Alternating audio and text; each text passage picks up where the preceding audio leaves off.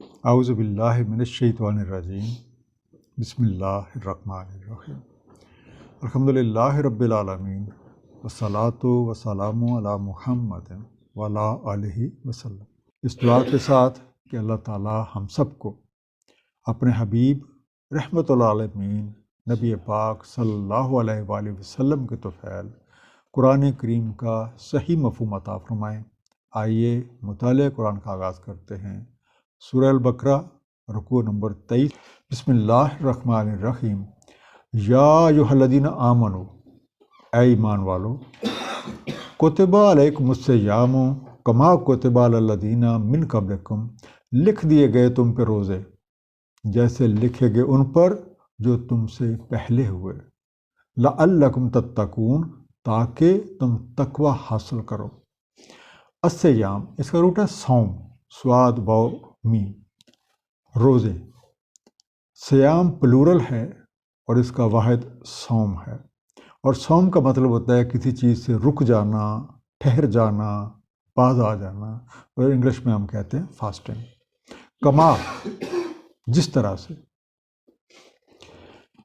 ماہ صیام بنیادی طور پر ترک کا پروگرام ہے، جس میں آپ اپنے جسمانی اور نفسانی تقاضوں پہ اللہ تعالیٰ کے فرامین کے تحت قابو پانے کی مشق کرتے ہیں، اور اس مشق کا بنیادی مقصد تقوی کا حصول ہے، اور تقوی سے مراد اپنے دامن کو اس طرح سمیٹ کر زندگی کی راہ پہ چلنا ہے کہ راستے کے دونوں طرف کی جو خاردار جھاڑیاں ہیں ان کا کوئی بھی کانٹا آپ کے دامن کو نہ لگے۔ اور یہ بات ہم قرآن کریم کے شروع میں ہی پڑھ چکے ہیں کہ اہل تقوی ہی قرآن کریم سے ہدایت حاصل کرتے ہیں، جیسے سورہ البقرہ کی آیت نمبر 2 میں ہے۔ یہ وہ کتاب ہے جس میں کوئی شک نہیں، ہدایت ہے متقین کے لیے۔ اللہ تعالیٰ نے ہم پہ روزے فرض کیے ہیں جیسا کہ ہم سے پہلے والے لوگوں پہ کیے گئے۔ اب اسلام کے اس رکن کے اوپر جو عمل کرنا ہے وہ قوانین الہیہ کے مطابق جسمانی ضروریات اور خواہشات نفس پہ قابو پا کر تقوی کا حصول ہے۔ رمضان کا مہینہ اس مقصد کے حصول کے لیے ایک بہترین ماحول فراہم کرتا ہے۔ اس کی وجہ یہ ہے کہ جو کوئی بھی رمضان کو اس کو صحیح آداب کے ساتھ بسر کرتا ہے تو اس کے اوپر ایسی جسمانی اور روحانی کیفیات جو ہیں وہ مرتب ہوتی ہیں جن میں اللہ تعالیٰ کی مشیت کے راز جو ہیں وہ اشکار ہو جاتے ہیں۔ اور دوسری بات، رمضان کے اس ماحول میں بندے کا دل، اس کا ذہن اور اس کا روحانی تعلق اپنے خالق اور مالک حقیقی کے ساتھ قائم ہو جاتا ہے۔ روزے کے جو فائدے ہیں وہ حاصل کرنے کے لیے ضروری ہے کہ ان تمام چیزوں کا خیال رکھا جائے جو مقاصد کے حصول میں معاون ہیں۔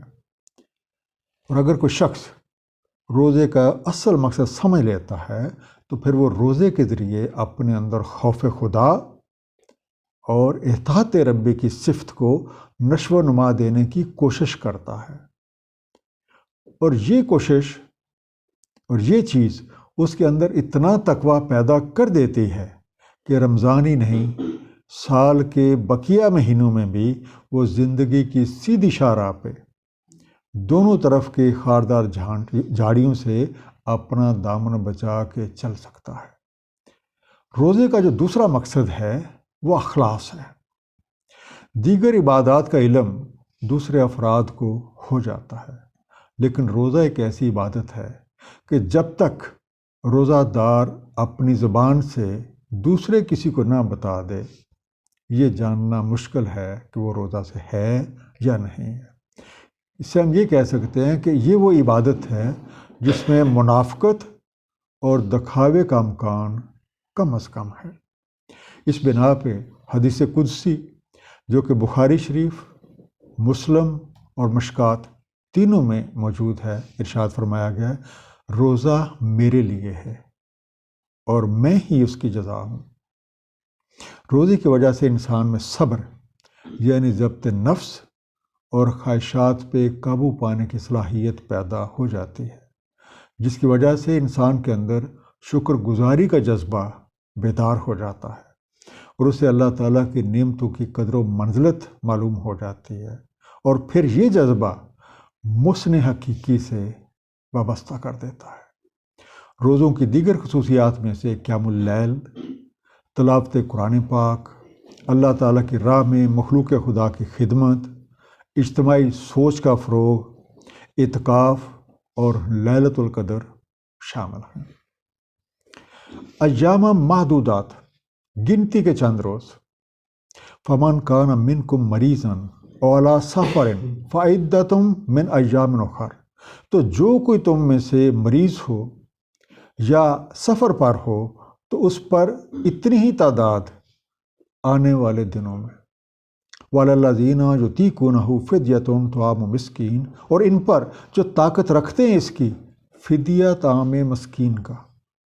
فمن تطوع خیرا فہو خیر اللہ، سو جو کوئی خوشی سے بھلائی کرتا ہے تو یہ بہتر ہے اس کے لیے۔ وان تصوموا خیر لکم ان کنتم تعلمون، اور اگر یہ کہ تم روزہ رکھو تو یہ بہتر ہے تمہارے لیے اگر تم علم رکھتے ہو۔ معدودات، گنے ہوئے، نمبرڈ۔ فائدۃ، عددی طور پہ گنتی کے مطابق، then as per number, as per counting. اب روزہ ایسی عبادت ہے جس کا کوئی بدل نہیں ہے۔ یہ ایک ایسا عمل ہے جو جسمانی امراض کا مکمل علاج ہے، روحانی اقدار میں اضافے کا ایک انتہائی مؤثر عمل ہے، اور برائیوں سے بچنے کی ایک ایسی ڈھال ہے جس کا کوئی توڑ نہیں ہے۔ روزہ رکھنے سے جسمانی کثافتیں دور ہو جاتی ہیں اور آدمی کے اندر لطیف روشنیوں کا بہاؤ تیز ہو جاتا ہے، جس کی وجہ سے ذہن کی رفتار بہت زیادہ بڑھ جاتی ہے، جو کہ عام حالات میں ممکن نہیں ہے۔ البتہ اگر کوئی بیمار ہو یا حالت سفر میں ہو تو وہ ماہ سیام کے بعد اتنے ہی روزے رکھ لے تاکہ مقررہ تعداد کو پورا کیا جا سکے۔ اب اس آیت میں جہاں تک روزہ رکھنے کے لیے طاقت کا ذکر ہے تو یہ اندازہ آپ نے خود لگانا ہے، لیکن جو فائدے روزہ رکھ کے حاصل ہو سکتے ہیں وہ فدیہ دے کر حاصل نہیں ہو سکتے، اس لیے روزہ رکھنا ہی بہتر ہے۔ شہر رمضان الذی انزل فیہ القرآن، اور ماہ رمضان ہے جس میں قرآن نازل ہوتا ہے، ھدی للناس وبینات من الھدی والفرقان، ہدایت لوگوں کے لیے، ہدایت کی بینات اور فراست۔ فمن شاہد منکم الشہر فلیصم، سو جو کوئی موجود ہو تم میں سے اس ماہ میں تو ضرور روزے رکھے۔ ومن کان مریضا او علی سفر فعدۃ من ایام اخر، اور جو کوئی مریض ہے یا سفر پر تو اس پہ اتنی ہی تعداد آنے والے ایام میں۔ یرید اللہ بکم الیسر ولا یرید بکم العسر، ارادہ رکھتا ہے اللہ تعالیٰ تم پہ آسانی کا اور نہیں ارادہ رکھتا تم پر سختی کا۔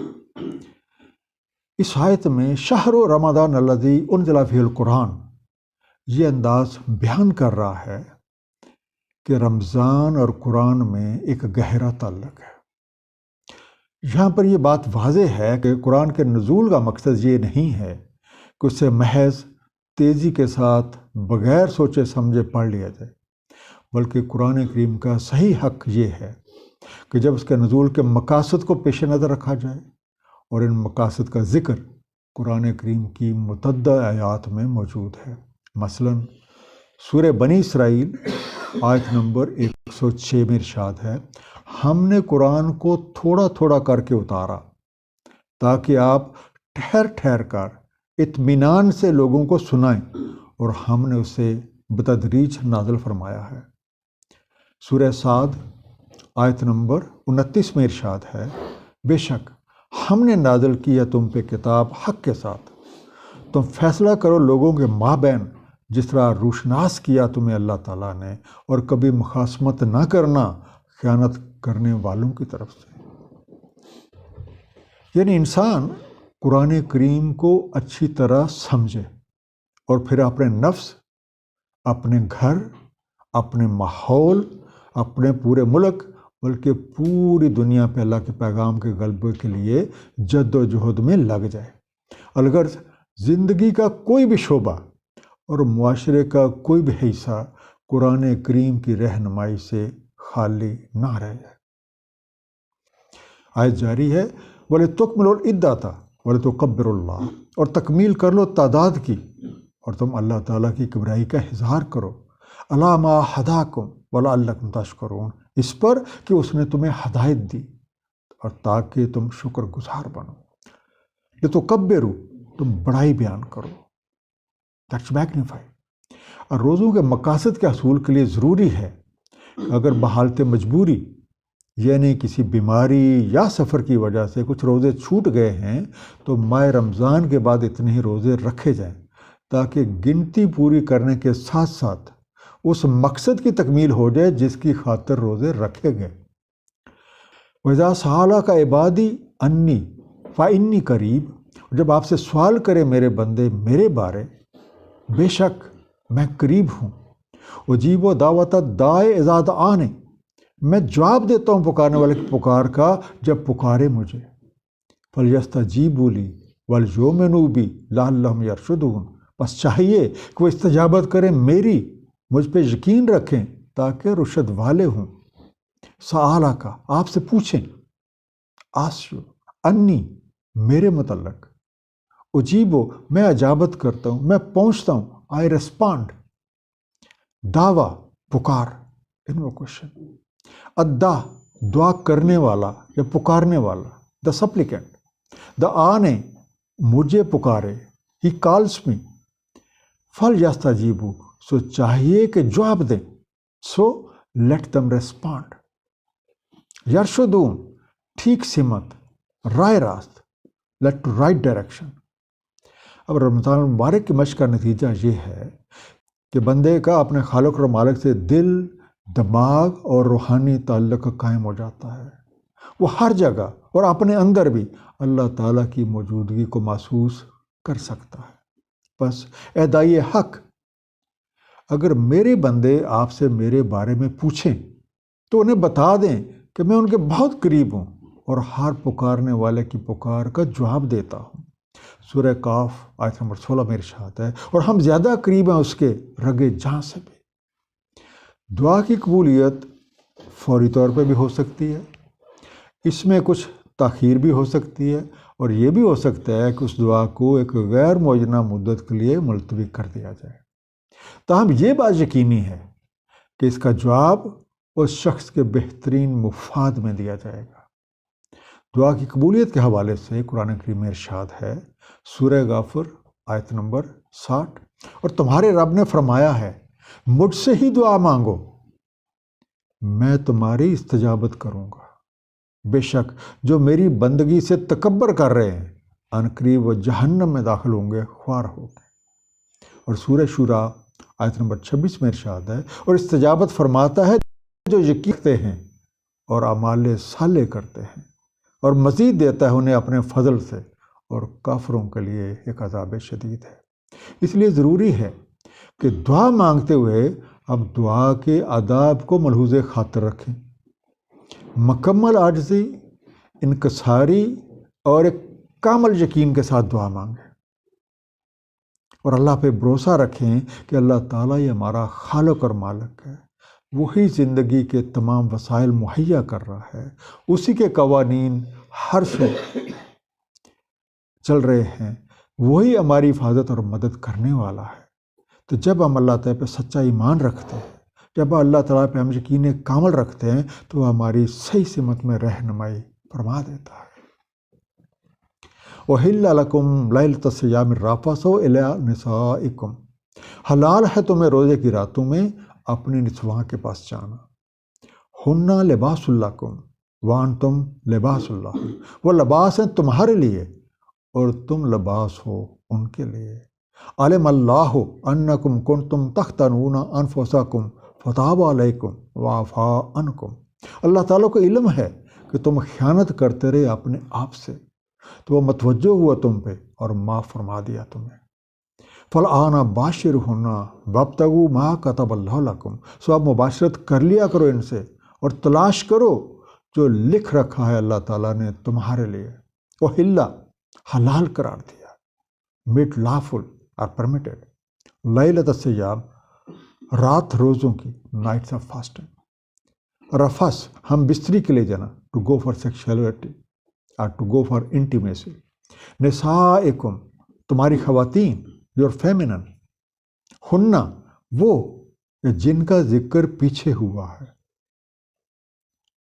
دوز مینشن بیفور، لباس، چھپاوا، پوشاک، ڈریس آپ کہہ سکتے ہیں، تختانون، تم خیانت کرتے، یو ڈیسیو، افا، معاف کر دیا، ہی پارڈنڈ، فالآنا، سو اب، باشرو ہونا، ان سے میل جول رکھو، ہیو ریلیشنز ود دیم، ابتغوا، ڈھونڈو، سیکھ، چونکہ اللہ تعالیٰ اپنے بندوں پہ کسی قسم کی مشقت ڈالنے کا ارادہ نہیں رکھتا، اس لیے روزے کی راتوں میں بھی اپنی لیڈی وائفز کے پاس، اپنی بیویوں کے پاس جانا جائز ہے۔ اس اجازت کا مقصد یہ ہے کہ لوگ معمول کی زندگی میں جو مختلف تبدیلیاں ہو رہی ہیں ان سے پریشان نہ ہو جائیں اور اپنی توجہ ماہ صیام کا جو حقیقی مقصد ہے اس کے حصول کی طرف مرکوز رکھیں۔ اس آیت میں میاں بیوی کو ایک دوسرے کا لباس قرار دینے میں ایک بڑی خوبصورت رمز بھی پوشیدہ ہے۔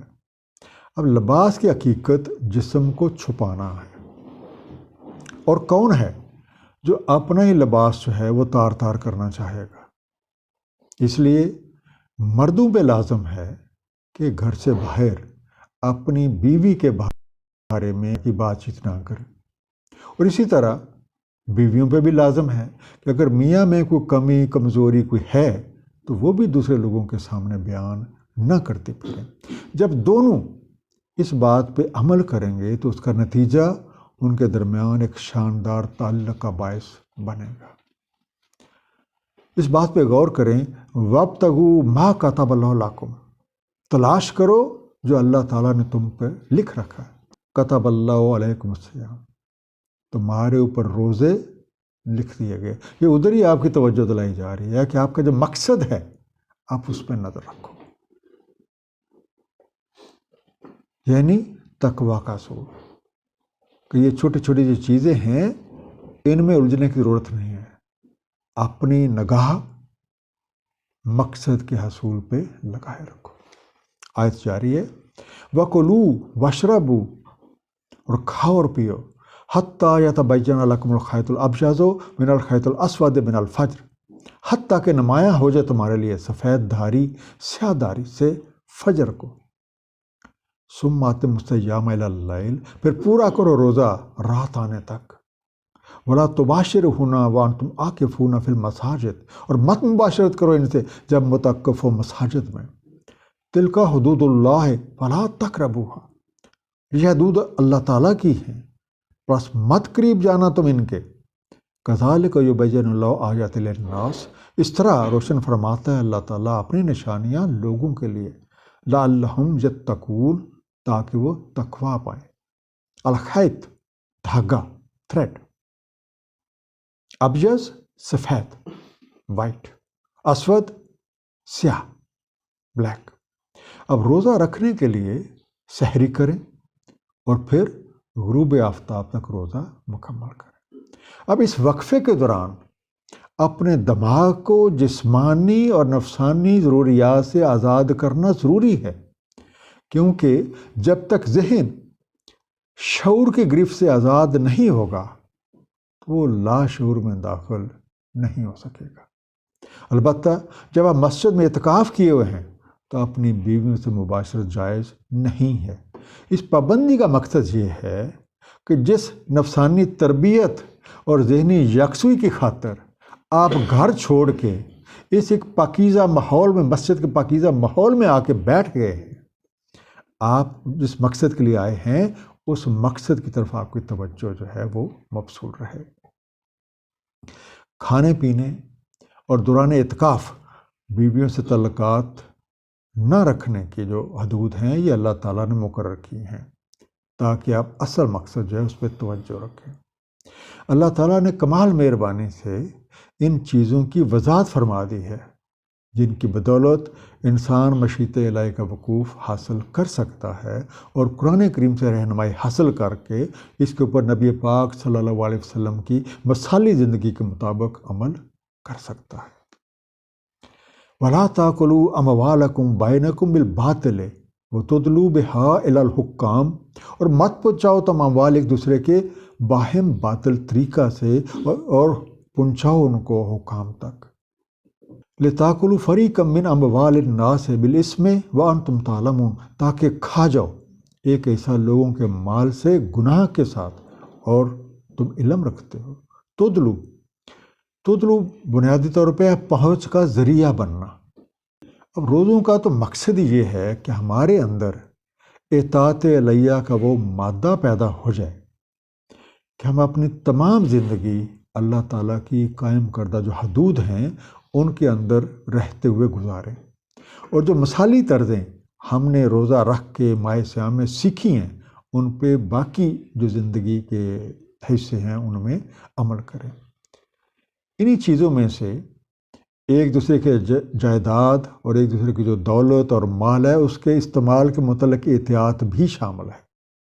اس لیے جانتے بوجھتے نہ تو کسی دوسرے کا مال جو ہے اس کو ناجائز طریقے سے استعمال کیا جائے، اور نہ ہی کوئی ایسے اسباب پیدا کیے جائیں کہ دوسرے کا مال یا جائیداد کو حکام کے سامنے اس طریقے سے پیش کیا جائے کہ آپ کو اس میں سے کچھ حصہ مل جائے۔ اب یہ دونوں باتیں جرم ہیں اور ایسا کرنے والے کو اس کا نتیجہ بھگتنا ہوگا۔ ایک مختصر سا خلاصہ، روزے کا مقصد تقوی کا حصول ہے، اس کے لیے جسمانی اور نفسانی خواہشات پر قابو پانا، برائی کو روکنا اور نیکی کو فروغ دینا، قیام اللیل کا اہتمام کرنا، قرآن کریم کی تلاوت، اس کے آیات میں غور و فکر اور اسے سمجھ کر عمل کرنا، مخلوق خدا کی خدمت کرنا اور لیلۃ القدر کی کوشش کرنا شامل ہے۔ اللہ تعالیٰ اپنے بندوں پہ مشقت نہیں ڈالتا، اس لیے اس نے روزہ داروں کے لیے کچھ معاملات میں نرمی فرمائی ہے تاکہ ان کے ذہن اصل مقصد کی طرف مرکوز رہے۔ ماہ رمضان بنیادی طور پہ ضبط نفس کا پروگرام ہے جس میں سیکھے ہوئے کا مظاہرہ سال کے بقیہ مہینوں میں نہیں بلکہ زندگی کے ہر شعبے میں مطلوب ہے۔ صدق اللہ العلی العظیم، صلی اللہ تعالیٰ علی حبیبہ محمد وآلہ وسلم۔